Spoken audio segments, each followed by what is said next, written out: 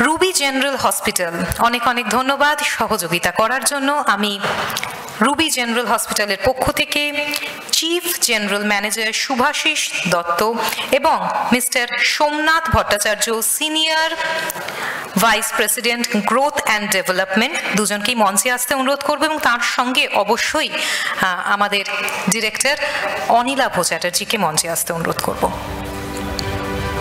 Ruby general hospital presents তুমি না থাকলে, extra time and Ruby general hospital presents তুমি না থাকলে। আমাদের মধ্যে উপস্থিত হয়েছেন রুবি জেনারেল হসপিটালের পক্ষ থেকে chief general manager Shubhashis Dutta মহাশয় এবং mister Somnath Bhattacharya senior vice president growth and development. তার সঙ্গেই মঞ্চে উপস্থিত রয়েছেন আমাদের ডিরেক্টর এবং পথপ্রদর্শক অনিলাভ চ্যাটার্জি।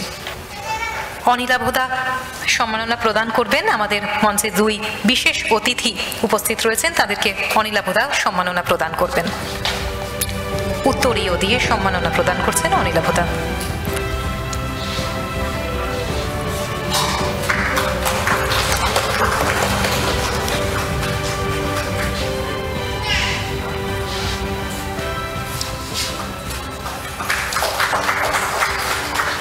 সুন্দর একটি গাছ যেটা ছোট থেকে বড় হয় এবং আমাদের প্রতিটা স্বপ্ন বোধহয় বাস্তবায়িত হয়। এটা দেখতে দেখতে আমরা যদি বাড়িতে রাখি আমাদেরও মন কিন্তু অন্যরকম হয়ে যায় এবং আরও একটু মনে হয় আমাদের সকলে সচেতন হই, সমাজের প্রতি আর একটু সচেতন হয়ে এই গাছ আমাদের বাড়িতে কিন্তু প্রত্যেকের রাখা উচিত, কারণ এটার সাথে একটা অন্যরকম স্বপ্ন বোনা হয় প্রতিদিন আমার মনে হয়। আমি অনুরোধ করব মিস্টার শুভাশিস দত্তকে যদি কিছু বক্তব্য রাখেন।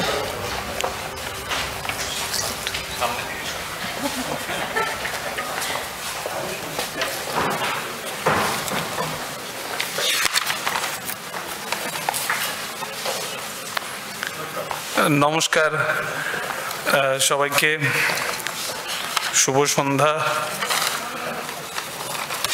আমি Shubhashis Dutta, Ruby general hospital এবং রুবি ক্যান্সার সেন্টারের চিফ জেনারেল ম্যানেজার অপারেশনস। আমরা খুবই আনন্দিত গত বছরের মতো এবছরও এই অনুষ্ঠানে অংশগ্রহণ করতে পেরে। এই বিশেষ জায়গায় এই অনুষ্ঠান আমরা করতে পারছি, সত্যি খুব ভালো লাগছে। এক্সট্রা টাইম ও গ্রে মাইন্ড কমিউনিকেশনসের সকল কর্মকর্তাদের জন্য রুবি হসপিটালের তরফ থেকে জানাই আন্তরিক কৃতজ্ঞতা। আমাদের এই অনুষ্ঠানে অংশগ্রহণ করতে বলার জন্য ও আজকের এই মন ছুঁয়ে যাওয়া আয়োজনে আমাদের প্রধান সঙ্গী হিসেবে সুযোগ করে দেওয়ার জন্য অনিলাভ বাবুকে জানাই অসংখ্য ধন্যবাদ। ভাবছিলাম অনিলাভ দা বলবো না, বাবু বললো, দেরি হলো তাই জন্যে। আর এই সুযোগে আপনাদের সঙ্গে ভাগ করে নেব রুবি জেনারেল হসপিটাল সম্বন্ধে কিছু জানা অজানা তথ্য। 2025-এর 25শে এপ্রিল আমরা 30 বছর সম্পন্ন করলাম। রুবি জেনারেল হসপিটাল পূর্ব ভারতের প্রথম এনআরআই হসপিটাল। এর প্রতিষ্ঠাতা ডক্টর কমল কুমার দত্ত। আজকে বাঙালি নিয়ে অনেক কথা হচ্ছে, আমার মনে হয় ওনার নাম আমরা বাঙালি হিসেবে মনে রাখতে পারি, কারণ যখন ওই এলাকায় কিছুই ছিল না তখন রুবি হসপিটালের কথা উনি ভেবেছিলেন। ওনার মা ও বাবার ইচ্ছা, আশীর্বাদ ও অনুপ্রেরণার সুফল হলো এই রুবি হসপিটাল। আপনারা সকলেই জানেন যে ওয়েবসাইট আর সোশ্যাল নেটওয়ার্কিংয়ের যুগে মানুষের কাছে পৌঁছানো আজ অনেক অনেক সহজ। মোবাইলে রুবি অ্যাপ ডাউনলোড করলে তো আজ রুবির পরিষেবা একেবারে হাতের মুঠোয়, কিন্তু আমাদের শুরুর সময় এইসবের সুযোগ ছিল না। প্রত্যেকটি পেশেন্ট এবং তাদের পরিবারের মানুষই আমাদের পরিষেবার কথা প্রতিটি শহরে, পার্শ্ববর্তী রাজ্যে, এমনকি আশেপাশের দেশগুলিতেও পৌঁছে দিয়েছে। আপনাদের সকলের কাছ থেকে এই 30 বছরে পেয়েছি অকল্পনীয় সাহায্য, উৎসাহ ও সুনাম ছাড়াও অনেক গঠনমূলক সাজেশনও। আমাদের চেয়ারম্যান ডক্টর কমল কুমার দত্ত, উনি আরজিকর থেকে ডাক্তারি পড়ে 1976-এ আমেরিকায় গিয়ে গায়নোকোলজিতে স্পেশালাইজেশন করেন এবং নিউ ইয়র্কের কাছেই ওনার অতি সুনামের সঙ্গে প্র্যাকটিস ও প্রতিপত্তি।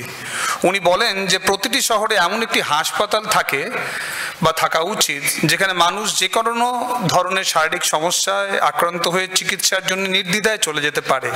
ওনার এই চিন্তা থেকেই রুবি জেনারেল হসপিটাল আজও মাল্টি স্পেশালিটি হসপিটাল, এবং যে কোনো শারীরিক সমস্যায় আমরা চিকিৎসা করতে সদা তৎপর। আপনাদের জানাতে চাই যে 2014 সালে হেলথ কেয়ার অ্যাচিভার্স অ্যাওয়ার্ড অনুষ্ঠিত হয় নিউ দিল্লিতে, এবং সেন্ট্রাল ক্যাবিনেট মিনিস্টারের হাত থেকে পুরস্কার নিয়ে আমরা বেস্ট মাল্টি স্পেশালিটি হসপিটাল কলকাতার স্বীকৃতি স্বরূপ। এছাড়াও জানাতে চাই যে নিউজউইক ম্যাগাজিন ইউএসএ প্রতি বছরই পৃথিবীর 25টি দেশের অন্যতম সেরা হসপিটালগুলির র্যাঙ্কিং করে, ভারতবর্ষের জন্য করে থাকে। আপনারা জেনে খুশি হবেন যে 2021 থেকে 2022 পরপর 5 বছর রুবি জেনারেল হসপিটাল পূর্ব ভারতের একমাত্র হসপিটাল যে পরপর 5 বছর ভারতের প্রথম 50টি হাসপাতালের মধ্যে থাকার স্বীকৃতি পেয়েছে। এবং কীভাবে আমাদের মা বাবাকে ভালো রাখতে পারি, যাদের জন্য আমরা আজকে এখানে। ওনারা দুটি কথা আমাদের বললেন, আজকে শেয়ার করে নেব। একটি হচ্ছে, আমরা সকলেই বলি 40 বছরের পর একবার হেলথ চেক আপ করা উচিত, কিন্তু ওনারা এটাও বললেন যে 60 বা 65 বছরের পরে কিন্তু বছরে 2বার হেলথ চেক আপ করা উচিত।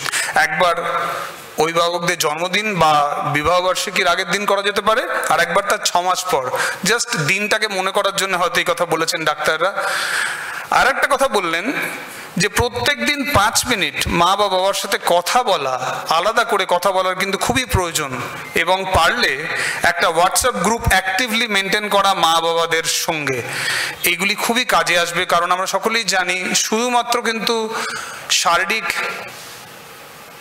ব্যাপার নয়, মানসিকভাবে ভালো রাখাটাও আমাদের দরকার। আমাদের যে সবসময় মা বাবারা আমাদের মনের জোর দিয়ে গেছে, সঙ্গে থেকেছে, তেমন আমাদেরও কিন্তু উচিত এই সময়টায়, বিশেষ করে মা বাবাদের যখন বয়স হয়ে যাচ্ছে, তাদেরকে কিভাবে আমরা সঙ্গে থাকতে পারি এবং তাদেরকে ভালো রাখতে পারি, এবং রেজিং প্যারেন্টসের এই থিমটা কীভাবে বজায় রাখতে পারি। আমাদের কাছে এই সুযোগ আজকের প্রোগ্রামে অংশগ্রহণ করা, এটা খুব বড় সুযোগ, আর কথা বলতে সুযোগ করে দেওয়ার জন্য অসংখ্য ধন্যবাদ। Thank you.